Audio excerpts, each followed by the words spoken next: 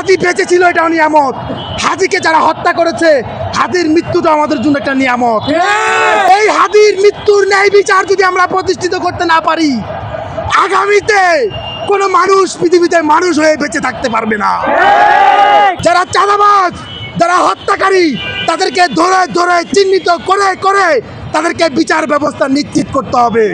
আমার মানসিক জরুরতার কারণে আমি প্রস্রাব করার জন্য শাহবাগের থানায় আমি প্রস্রাব করার জন্য যাই। এরপরে ফুল দোকান থেকে আমাকে 3টি হায়েস গাড়ি আমাকে তুলে নিয়ে ওই যে ইব্রাহিমের গেটে, সেখানে 3টি হায়েস, সেখানে আমাকে গাড়িতে তুলে এবং আমাকে তুলে নিয়ে আমাকে মৃত্যু সজ্জায় করার জন্য, গোপনীয় হত্যাকাণ্ড করার জন্য আমার উপর আমাকে এইভাবে তুলে নিয়ে গাড়িতে তুলবে। তখন আমার ব্যাগের ভিতরে একটা কেচি ছিল, আমি কেচিটা আপনাদেরকে দেখাইতেছি। এটা আমার নিরাপত্তার জন্য এই কেচিটা আমি ব্যবহার করতেছি জুলাইয়ের পর থেকে, যেহেতু আমার উপরে আগেও হত্যাকাণ্ড হয়েছে। আমি চাঁদাবাজের বিরুদ্ধে, সন্ত্রাসী কার্যক্রমের বিরুদ্ধে কথা বলার কারণে আমার উপরে আগেও হামলা হয়েছে, আমাকে মৃত্যু সজ্জা করে ফেলে দেওয়া হয়েছে। আপনারা হাদি ভাইয়ের ঘটনাটা সবাই জানেন। কেন? হাদি ভাই শহরে থাকে, ঢাকা শহর অনেক মিডিয়া। আপনারা আমাদের কথা জানেন না, আমরা জঙ্গলে থাকি। আমি পার্বত্য এলাকার ছেলে, আমি পার্বত্য এলাকা থেকে আসছি। সেখানে আমাদের মোবাইল নেটওয়ার্ক অনেক সমস্যা, সেখানে আমাদের মিডিয়ার অনেক সমস্যা, সেখানে মিডিয়াগুলো সত্য বলে না, প্রশাসন সত্য বলে না, সেখানে গুন্ডা বাহিনীদের ইশারায় সব কিছু হয়। তারপর আমাকে এখান থেকে তুলে নিয়ে যখন হায়েসে তুলবে, আমি এই কেজিটা দিয়ে আমি কয়েকজনকে আঘাত করে আমি সাথে সাথে থানায় চলে আসি। থানায় আসার পর থানায় অভিযোগ করি, থানার প্রশাসন তারপর সাথে সাথে যাওয়ার পর থেকে একটা আয়োজন নাই, সবাই চলে গেছে।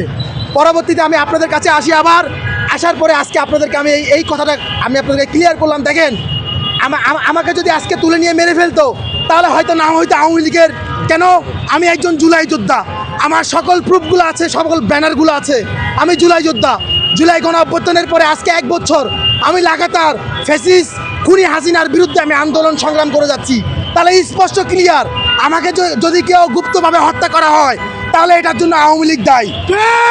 কিন্তু আজকে আমি আজকে আপনাদেরকে অবগত করতে চাই, আজকের এই হত্যার জন্য আওয়ামী লীগ দায়ী নয়। আজকের এই হত্যার জন্য প্রভাবশালী বিএনপির ওই অদূত ভূঁইয়া দায়ী। এই অদূত ভূঁইয়ার গুন্ডা মহলরা এসে আজকে আমার উপর হামলা করেছে, ওই অদূত ভূঁইয়া দায়ী। সুতরাং হাদি ভাইয়ের হত্যার জন্য যেই দায়ী, সে যত বড় দলের গুন্ডা বাহিনী হোক, যত অর্থ সম্পদের মালিক হোক, যত গুন্ডা বাহিনীর প্রভাবশালী হোক, তার বিচার ব্যবস্থা নিশ্চিত করতে হবে।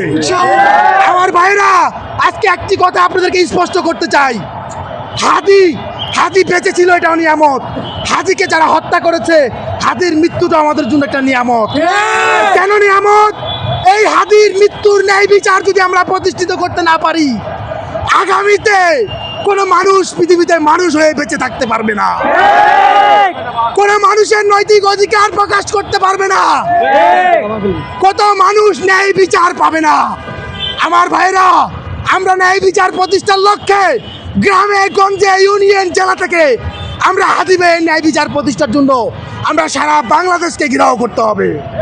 যারা অপরাধী, যারা চাঁদাবাজ, যারা হত্যাকারী, তাদেরকে ধরে ধরে চিহ্নিত করে করে তাদেরকে বিচার ব্যবস্থা নিশ্চিত করতে হবে।